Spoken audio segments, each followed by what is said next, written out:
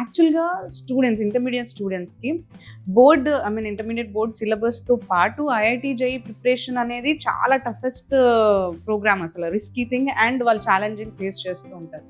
So ఇలాంటి టైంలో వాళ్ళకి ఇది ప్రెషర్ అనిపించకుండా శ్రీ చైతన్య అకాడమిక్ ప్రోగ్రామ్ ఎలా డిజైన్ చేశారు, ఎలా ప్రిపేర్ చేస్తారు అసలు? ఇది నిజంగా చాలా ఎక్స్ట్రాడినరీ క్వశ్చన్ అమ్మా.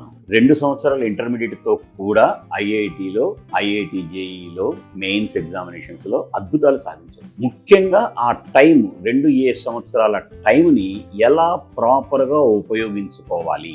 సైమల్టేనియస్లీ బోర్డు ప్రిపరేషన్, ఇది చాలా మందికి అర్థం కాని విషయం. చాలా మంది ఏమనుకుంటారంటే బోర్డు ప్రిపరేషన్ వేరు, ఐఐటి ప్రిపరేషన్ వేరు అని. వితౌట్ బోర్డ్ ఇన్ఫర్మేషన్ ఐఐటి కానీ, లేకపోతే ఐఐటి అంటే జేఈ అడ్వాన్స్డ్ కానీ, జేఈ మెయిన్ కానీ లేదు. దేనికి జేఈ మెయిన్కైనా జేఈ అడ్వాన్స్డ్కైనా ఫస్ట్ ఫౌండేషన్, సిలబస్, ఇన్ఫర్మేషను బోర్డే.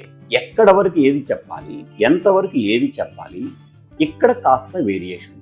ఎంతవరకు డెప్త్ చెప్పాలి, ఎంతవరకు డీప్లో మనం స్టూడెంట్కి ఇన్ఫర్మేషన్ ఇవ్వాలి, ఇది స్టూడెంట్ని బట్టి అగ్రిగేట్ చేసి వాళ్ళ రిసెప్షన్ని బట్టి మార్పులు చేర్పులు చేసుకుంటూ అలా మా అకాడమిక్ ప్లాన్స్ అనేటువంటి చేయటం వల్లనే ఇటువైపు బోర్డ్ ఎగ్జామినేషన్స్లో సక్సెస్ఫుల్గా మార్కులు తెచ్చుకుంటున్నారు, అటువైపు కాంపిటేటివ్ ఎగ్జామినేషన్స్లో కూడా ద బెస్ట్ ర్యాంక్స్ ఇన్ని సంవత్సరాల నుంచి, మరి 4 decades నుంచి తెచ్చుతున్నారు అంటే అది 1 సంవత్సరం ఆషామాష విషయం కాదు. స్టూడెంట్స్ యొక్క క్యాలిబర్ని బట్టి, జనరేషన్ని బట్టి చాలా రకాలుగా అప్డేట్ చేసుకుంటూ ఈ సిచ్యువేషన్లో ఏ స్టూడెంట్కి ఏది అవసరమో దాన్ని వాళ్ళకు అందజేసే విధంగా, అందుబాటులో ఉండే విధంగా తీసుకురావటమే మా ఈ శ్రీ చైతన్య కరికులమ్స్లోని ముఖ్యమైనటువంటి విషయం.